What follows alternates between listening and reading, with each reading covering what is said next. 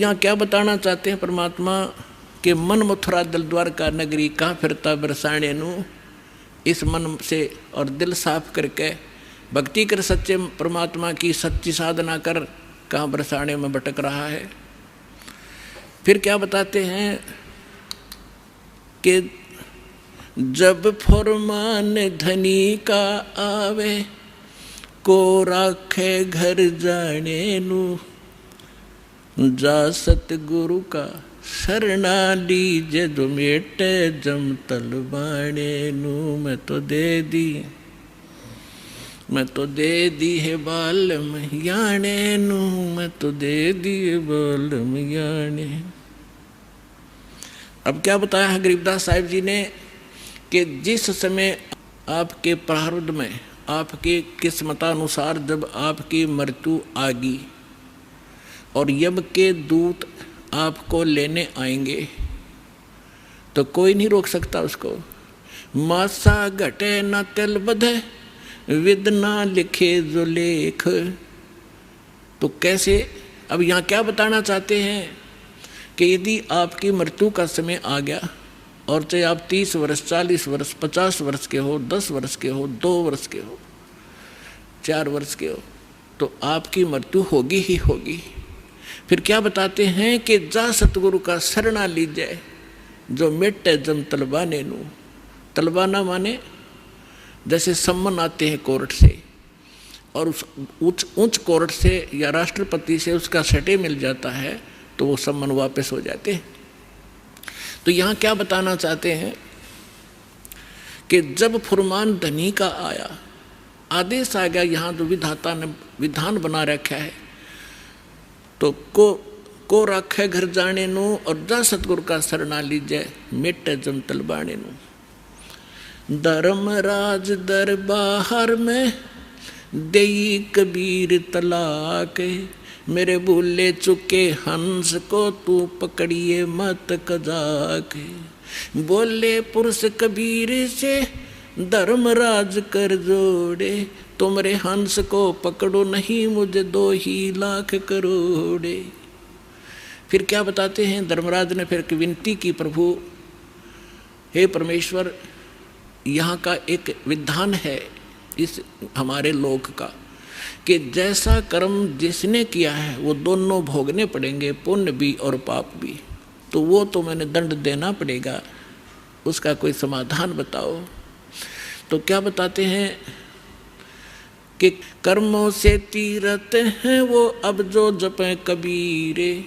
उनको तो पकड़ना पड़ेगा और जड़नी पड़े जंजीरे। वो तो मेरे बस की बात नहीं, मेरी विधान है परमात्मा। तब परमात्मा कबीर जी ने कहा कि कर्म भरम ब्रह्मंड के मैं पल में करहूँ ने से। जिन हमारी 2 ही दी सो करो हमारे पेसे। कहते हैं ये कर्म भ्रम तुमने यहाँ इनको मिसगाइड करके बुरे जुल्म करवा रहे हो तुम। ये कर्म भ्रम ब्रह्मांड के मैं पल में कर दूँ नेस, इन पर कलम मार दूंगा, इनको ख़त्म कर दूंगा। और जिन्होंने मेरी दुहाई दी वो करो हमारे पेश, उसका अकाउंट भी मत लेना तू। तो ये ज्ञानदास सुनाता ही रहता है, परमात्मा की अमरवाणी है, कोई डूम बाट के गीत नहीं, उस सच्चे परमेश्वर का बताया हुआ सच्चा विधान है और ये ज्यों का त्यों है। परमात्मा ने कहा कि जो ये कह दे मेरे पास, तेरे पास आके मैं उस परमेश्वर कबीर जी का भक्त हूँ, उसका अकाउंट भी मत लेना। जो मेरा सत्य साधक हो और किसी गलती से वो तुम ले भी आए हो तो मेरे पास भेज देना, करो हमारे पेश। एक भक्त बता रहा था जी, मैं सपने में रात को सो रहा था और 2 बैंकर से आए और मुझे कहने लगे कि चल तू। मैं उठ कर चल पड़ा उनके साथ साथ और जब पहुंच गए ना, एक बड़ी सी बिल्डिंग दिखाई दी थी। उसके निकट जाकर मैंने पूछा भी कहाँ ले जा रहे हो तुम मुझे। वो कहने लगे हम तुझे धर्मराज के पास ले जाएंगे और वहाँ तेरा लेखा जोखा होगा, फिर उसके बाद आगे जैसे आदेश होगा तेरा आगे फिर हम उसके बाद बताएंगे। तो कहने लगा तुम यम के दूत हो? हाँ, कहाँ यम के दूत हैं। तो उसको बात याद आ गई कि हमने ज्ञान में सुना है, गुरुजी बताते हैं परमात्मा कबीर जी के, भक्त को और यम के दूत नहीं पकड़ सकते। तो मैं उनके साथ झगड़न लग गया गुट्टम गुट्टा कि तुम मुझे नहीं ले जा सकते, छोड़ो।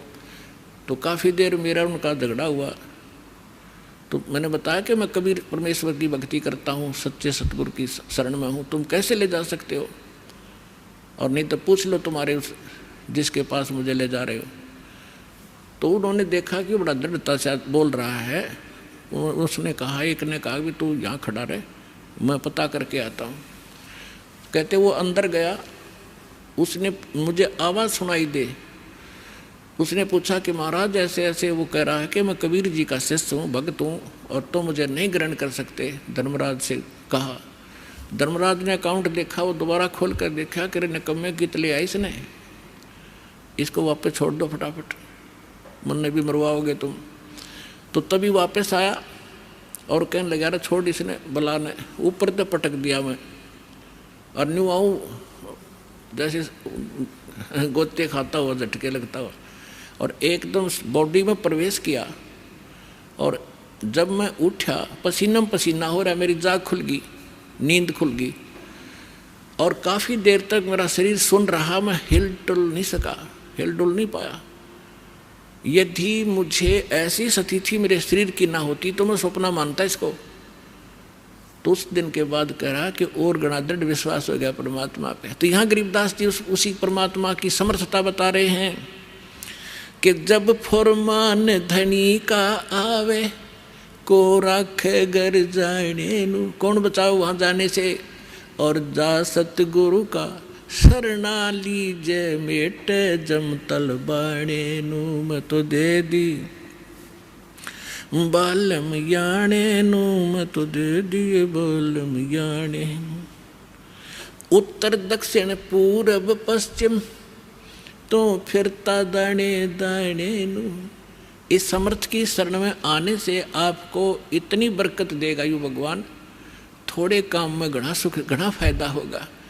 और आप उल्ट साधना करते हो, गलत साधना कर करके, और अपना कर्म बिगाड़ दिए, भक्ति नाश कर दी। जिस साधना से आप कर रहे हो, इससे आपको कोई बेनिफिट होने वाला नहीं है। यहाँ क्या बताते हैं, उत्तर दक्षिण पूरब पश्चिम फिरदा दाने दाने नु, सर्व कला सतगुरु साहेब की हरि आए हरि आने नु। तुम तो कहते हो कि भगवान हमने मिलता नहीं, और भगवान हरियाणे में आए और मुझे मिले, सतलोक लेकर गए, फिर वापस छोड़ा। और पुण्यात्माओं आगे फिर गरीबदास जी क्या बताते हैं, मत दे दी है बाल में बैरे नू, मैं तो दे दी है बाल में बैरे नू, मैं तो दे दी बैरे नू, मैं तो दे दिए बाल में बैरे नू। संसारी दी गल्ला चिने ना बूझे शब्द जो गहरे नू, संसारी दी गल्ला चिने नहीं बूझे शब्द जो गहरे नू। ये मुर्दों से ती प्रीत लगावे न जाने सतगुरु मेरे नू, मुर्दों से ती प्रीत लगावे न जाने सतगुरु मेरे नू, मैं तो दे दी है बालम बैरे नू, मैं तो दे दी है बालम बैरे नू। श्वेत छतर सिर मुकुट विराजे देखत न उस चेहरे नू, श्वेत छतर सिर मुकुट विराजे देखत न उस चेहरे नू। ऊंची थड़ियाँ खेती बोवे ये भूल गए नज डरे नू, ऊंची थड़ियाँ खेती बोवे ये भूल गए नज डरे नू, मैं तो दे दी बैरे नू, मैं तो दे दी है बालम बैरे नू, मैं तो दे दी बैरे नू, मैं तो दे दी है बालम बैरे नू। ये संसार समझदा नहीं कहंदा श्याम दोपहरे नू, ये संसार समझदा नाही। कहंदा श्याम दोपहरे नू, गरीब दास ये वक्त जात है, रोवोगे इस पैरे नू। गरीब दास ये वक्त जात है, रोवोगे इस पैरे नू। मैं तो दे दी है बालम बैरे नू, मत दे दी है बालम बैरे नू। ऊंची थलियां खेती बोए, ये भूल गए हैं नज डेरे नू। ऊंची थलियां खेती बोए, ये भूल गए नज डेरे नू। गरीब दास ये वक्त जात है, रोवोगे इस पैरे नू। गरीब दास ये वक्त जात है, रोवोगे इस पैरे नू। मैं तो दे दी बैरे नू, मत दे दी है बालम बैरे। अब इसमें क्या बताना चाहा है परमात्मा के ज्ञान को गरीबदास साहिब जी ने, कि यदि आप किसी मित्र को, बहन भाई को, या कोई और निकट के संपर्क वाले को कुछ बताना चाहोगे इस ज्ञान के बारे में, वो कति सुनने को तैयार नहीं, क्योंकि मन है उसके अंदर प्रभावी है, हैवी है मन। और उसी व्यक्ति को कोई ये कह दे, कहाँ जाते हो भाई, कि मैं जाता हूँ अमरनाथ पे, और उसको ये कह दे कि केदारनाथ पर जाने से बहुत लाभ होता है, तो पूछेगा कब जाएगा, मुझे भी ले चलना। No objection. कोई सोमवार का व्रत रखता है तो उसको कोई ये कह दे कि शुक्रवार का व्रत बड़ा बेनिफिट देता है, अच्छा बता कैसे करना होता है, तुरंत मान जाएगा।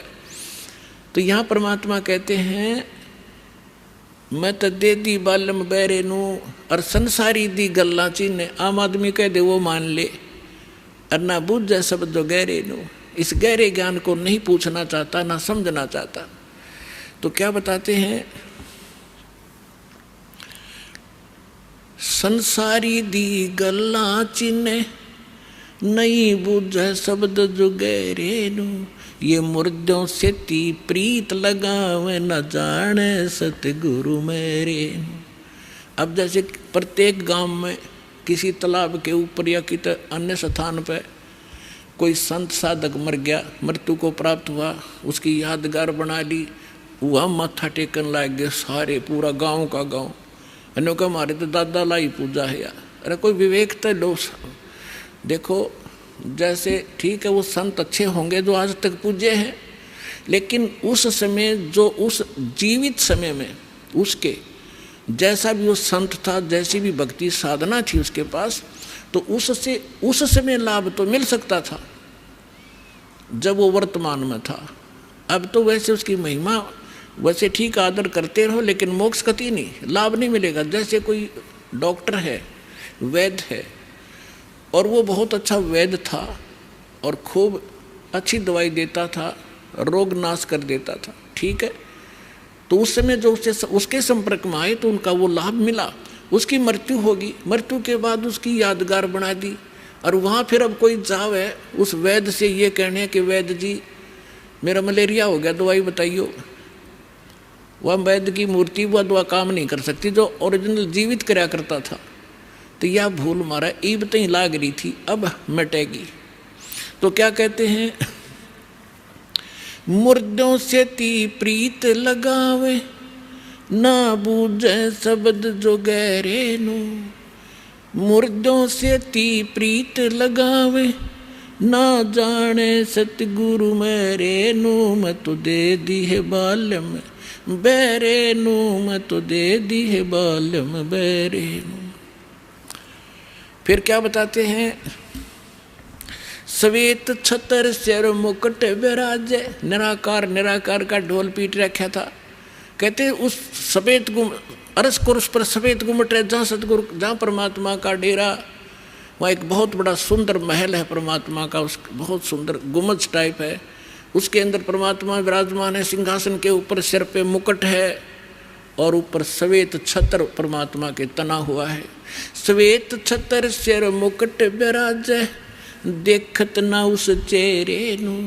श्वेत छत्र सिर मुकुट विराजे, देखत ना उस चेहरे नू।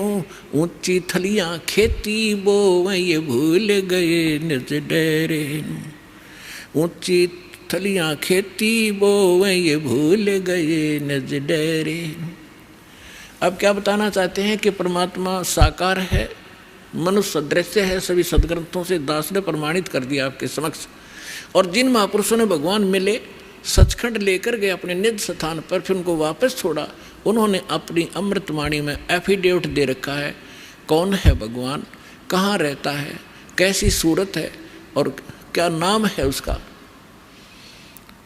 तो इन सभी प्रमाणों से आपको सिद्ध हो जाएगा कि कौन है भगवान और कैसी लीला करता है वो मालिक। तो यहाँ क्या बताते हैं कि आप जी जो साधना कर रहे हो, अन्य देवी देवताओं के पूर्ण परमात्मा की भक्ति ना करके किसी भी ब्रह्म की, पर सरपुरुष की, अक्षर पुरुष की, ब्रह्मा विष्णु महेश की, या दुर्गा या निरंजन की, तो ये तो ऐसी साधना है जैसे कोई किसान ऊंचे स्थान पर, थली पर, पहले वर्षा पर आधारित थे सभी मानव समाज।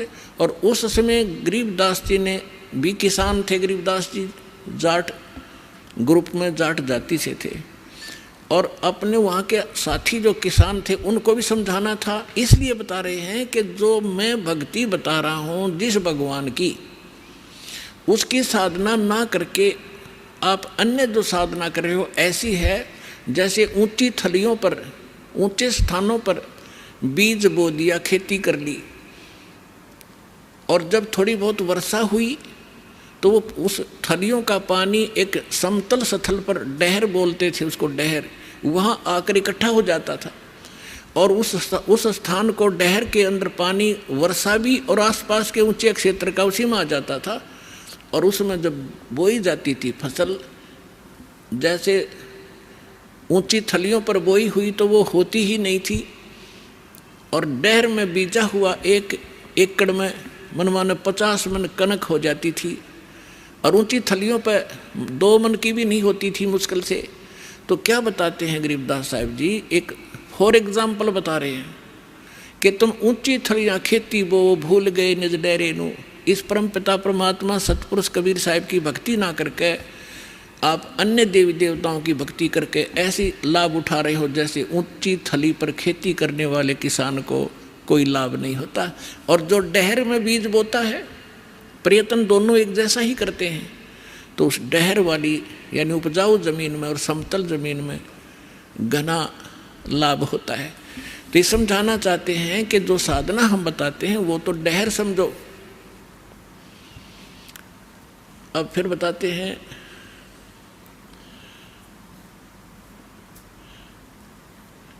गोता मारूं स्वर्ग में जा बैठूं पाताले, गरीबदास ढूंढता फेरूं अपने हीरे मोती लाल।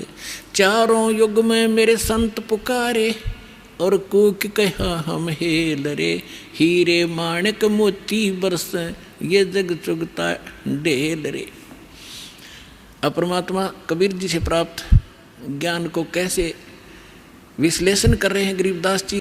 कबीर साहब बता रहे हैं कि चारों युगों में मैं आया, अच्छी आत्माओं को मिला, उनको तत्व ज्ञान और यथार्थ स्थान से परिचित करवाया, सतभक्ति से परिचित कराया, और ये चारों युग में संत पुकारे और कूक कहा हम हेल रे, हीरे माणिक मोती बरसे ये जग चुगता ढेल रे। हम तत्व ज्ञान और यथार्थ साधना रूपी हीरे मोती लालों को बखेर रहे हैं, और आप जी इस ज्ञान से परिचित न होने के कारण इन लाल और हीरे मोतियों को ग्रहण ना करके कंकर पत्थर, आन उपासना रूपी कंकर पत्थर इकट्ठे कर रहे हो, जो तुम्हें बाद में कोई लाभ नहीं देगी। उसी को यहां प्रमाणित कर रहे हैं।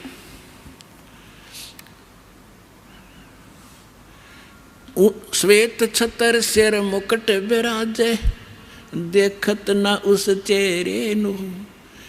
ऊंची थलियां खेती बोवे भूल गए निज डेरे नू। पर भी लेन जात है दुनिया, हमरा ज्ञान किन्हें ना सुनिया। अब यहाँ एक प्रश्न आया इसके अंदर कि संसारी दी गल्ला चिन्ह ना बुझे सब जो गहरे नू। एक बहन आई, एक बहन ने हमारी दीक्षा ले ली थी। उस बहन की बहन जो है उसका पति शराब बहुत पीता था, और जिस बहन ने यहाँ दीक्षा ली थी उसका भी ऐसी स्थिति थी। उसके पति ने शराब छोड़ दी थी और नाम ले लिया, और एक बिल्कुल स्वर्ग के तुल घर हो रहा था। तो उसकी बहन का वहाँ आना हो गया, जो दीक्षा किसी और से ले रखी थी, किसी दूसरे पंथ से, और साथ में दूसरी साधना भी करती थी अपनी जो परंपरागत प्रचलित। उसका पति शराब पीता था, बहुत पीटता था, कभी गली में भी खड़ी कर देता रात में शराब के नशे में। अब मैं बाहर खड़ी रहती हूँ, कुंडी लगा के भीतर पड़ कर सो जाता, सवेरे उतरे शराब जब खुल कुंडी ने। इतनी दुखी हूँ मैं। तो उस बहन ने कहा कि आप मेरे गुरुजी के पास चलो, वहाँ नाम ले लो और तेरा पति भी शराब छोड़ देगा। तो वह बहन अपनी बहन के साथ हमारे पास आ गई करोथा आश्रम में। जब थोड़ी सी संगत थी, हम ऐसे बाहर बैठे सारा बैठे रहते थे, सारे 10, 20, 50, 100 भक्त आते थे दिन में, मुश्किल से 10, 20। तो मैंने पूछा बहन कहाँ से आई? तो उसने बता दिया मेरी सिस्टर है, और इसका पति बहुत शराब पीता है, और रोज़ पीता है, इसने बुरा हाल कर रखा है इसका, और नौकरी करता है, एक चवन्नी घर पर नहीं छोड़ता, सारी पी जाता है, बच्चे भी भूखे रहते हैं कई बार।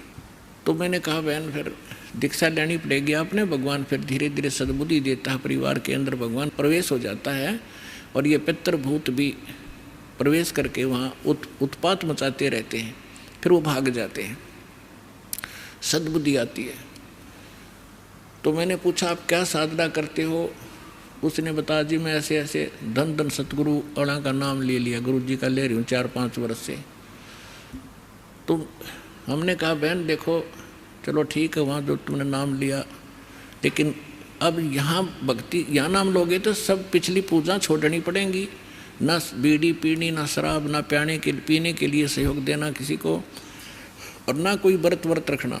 मैं कहने लगा बहन बीड़ी क्यों पीती है तू?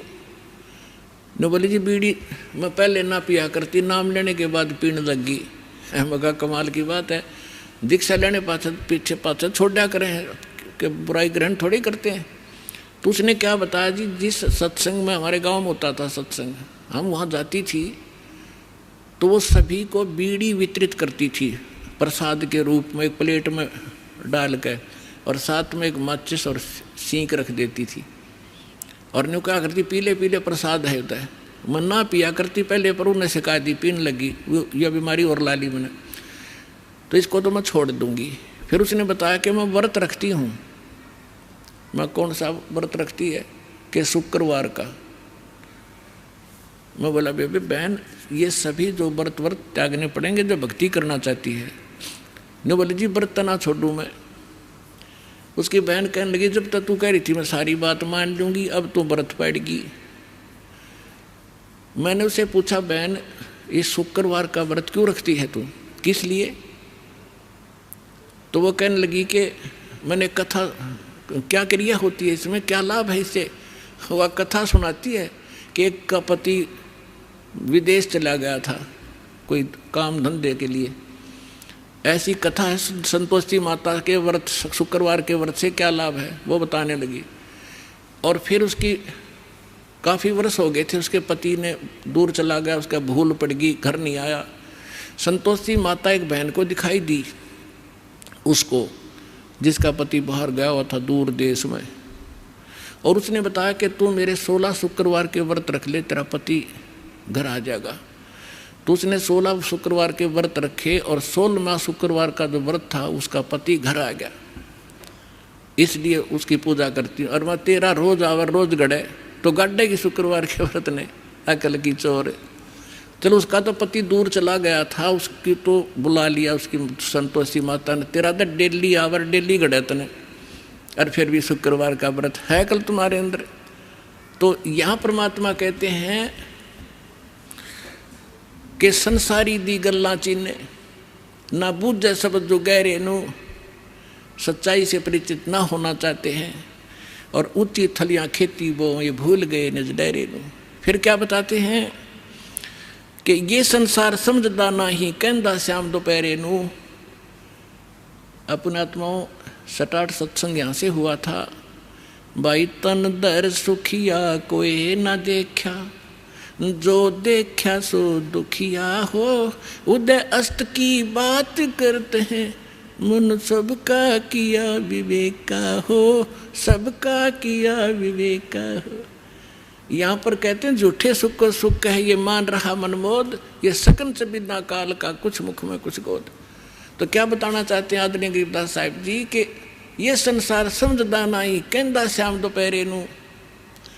जैसे एक शराब पिए पड़ा था, जेठ जून का महीना, हरियाणा क्षेत्र, पंजाब, राजस्थान, उत्तर प्रदेश। इसमें जून के अंदर एक भयंकर गर्मी गिरती है और शराब पी कर बाहर पड़ा बिल्कुल मैदान में। और उसका साथी कहता है कि उठ ले भाई, बहुत दुखी है तू, मुंह में झागा रे, पसीना पसीना, रेते में लेटा हुआ है, उठ तुझे छाया में लेटा देता हूँ।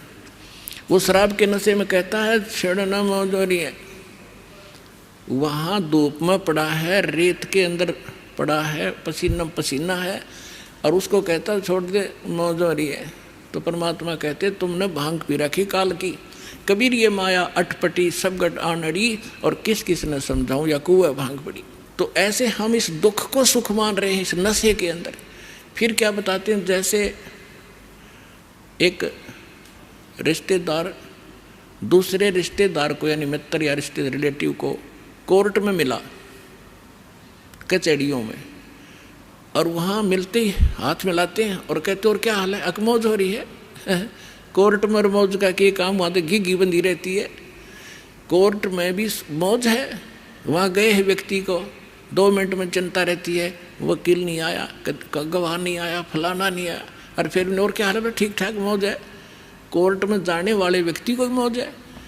फिर हॉस्पिटल में गया, किसी का कोई बच्चा बीमार था, मित्र आए वहाँ मिलने के लिए। अब उससे पूछते हैं और ठीक है, अपना लड़का तो बीमार है, बाकी मौज हो रही है, लड़का मरने को हो रहा है, बाकी ठीक ठाक है। तो परमात्मा कहते हैं ये संसार समझदा नहीं कहंदा श्याम दोपहरे नो। जैसे जेठ का महीना और दोपहर के समय को, और कोई ये कहे कि ठंड सी लग रही है, तो उसने श्याम देखी नहीं है। तो शाम के समय जो शीतलता होती है, तो दोपहर के समय वो धूप में जला हुआ भी ये कह रहा है कि कहंदा श्याम दोपहरे नू, यानी इस दुख को तुम सुख मान रहे हो। झूठे सुख को सुख कहे ये मान रहा मन मोद, ये सकल चबीना काल का कुछ मुख में कुछ गोदे। फिर क्या बताते हैं परमात्मा, भाई सुरपति दुखिया भूपति दुखिया, रंग दुखी बपरीती हो, कह कबीर और सब दुखिया, एक संत सुखी मन जीती हो, संत सुखी मन जीती हो। सुरपति देवताओं का राजा इंद्र भी दुखिया, और पूरी पृथ्वी का राजा भी दुखिया, और रंक तो स्वाभाविक दुखी, जो गरीब है वो तो दुखी है ही है। तो परमात्मा ने बताया है, कहे कबीर और सब दुखिया, एक संत सुखी मन जीती हो। यानी परमात्मा की शरण में जो प्राणी आ जाएगा, पूरे सतगुरु की शरण में आने से, उस सच्चे परमात्मा की भक्ति करने से उसको एक तो ज्ञान ऐसा प्राप्त हो जाता है कि वो संसारिक इन आडंबरों से दूर हो जाता है। उसको ज्ञान ऐसा निर्मल मिल जाता है कि ऐसा निर्मल ज्ञान है ये निर्मल करे शरीर, और ज्ञान मंडलीक है भाई चकवे ज्ञान कबीर। तो उसको ज्ञान ऐसा मिल जाता है कि यहाँ तक पीछा छुड़वाएं पार पड़ेगी, ना कोठी की घनी हो सकता, ना बंगले की, ना ज़्यादा यहाँ अटपट चले नहीं, क्योंकि हमारे परमात्मा सारी ब्रह्मांड के पालक, सबके रचनहार एक झोंपड़ी में टाइम पास करा करते और हाथ से कपड़ा बुनकर निर्वाह करके दिखाया करते थे, जो सबका पालन करने वाले। नहीं तो वो एक वचन से एक बहुत बड़ा महल बना सकते थे, उन्होंने ईंट सीमेंट डालने की जरूरत नहीं थी।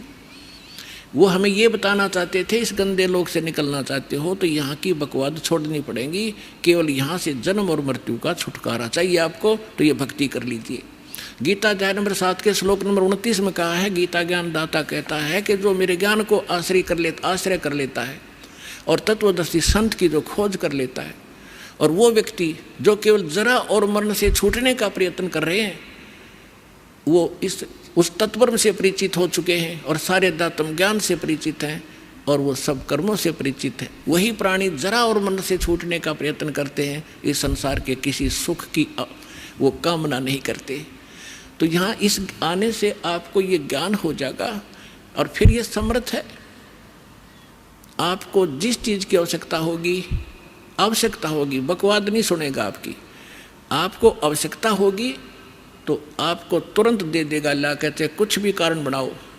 तो इसलिए यहाँ परमात्मा कहते हैं, कहे कबीर और सब दुखिया एक संत सुखी मन जीती हो।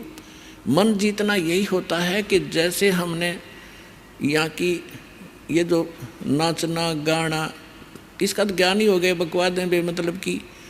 अब नाच गा रहे हैं, ढोल पीट रहे हैं, डीजे बजा रहे हैं, अगले दिन दूल्हे की मृत्यु हो जाती है, टक्कर मार कर रो रहे हैं, बजा ले डीजे।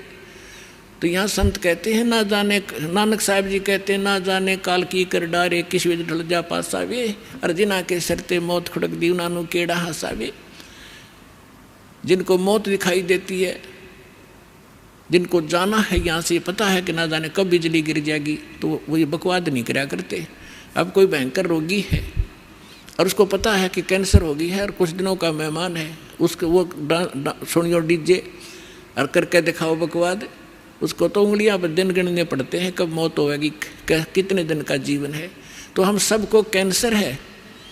परमात्मा कहते हैं कि जग सारा रोगी आरे, जिन सतगुरु वैद न जाना, जग सारा रोगी आरे। जन्म मरण का रोग लगा या तृष्णा बढ़री खांसी, और आवागमन की डोर गले में पड़ी काल की फांसी। तो हमने ये काल की फांसी दिखाई देनी चाहिए, और यहाँ से जब निकलने की जब श्रद्धा बनाएंगे तो हमारा मन जीता जाएगा, तब मन जीता जाएगा। इस ज्ञान से हम उल्टे हटेंगे और फिर परमात्मा साथ रहेगा। कहते हैं कल्पे कारण कौन है, कर सेवा निकाम, सेवा माने पूजा, और मन इच्छा फल दूंगा जब पड़े मेरे ते काम। तो इस प्रकार इस सत साधना करने से आपका भी मोक्ष, आपके बच्चों का भी मोक्ष। और कबीर साहब ने ये वो समय वो है जो वचन पहले कहा था कि भक्ति बीज होगा जो हंसा, और तारों तास के इकोत्र वंशा। अब हजारों वर्षों तक ये सत साधना चलेगी, पूरे विश्व में ये ज्ञान फैलेगा। या कोई सुखी नहीं है, चाहे कितना बड़ा अपने आप को प्रधानमंत्री मान रहा है, चाहे कितना वैभवशाली समझता है, उसने सपने में सुख नहीं है आज के युग में। तो इस ज्ञान से, इस भक्ति से आपकी आवश्यकता भी पूरी होगी और मन भाग जाएगा, आत्मा दृढ़ होगी, आपका मोक्ष होगा, सतलोक चले जाओगे, सदा सुखी हो जाओगे और रहना मर्यादा के अंदर।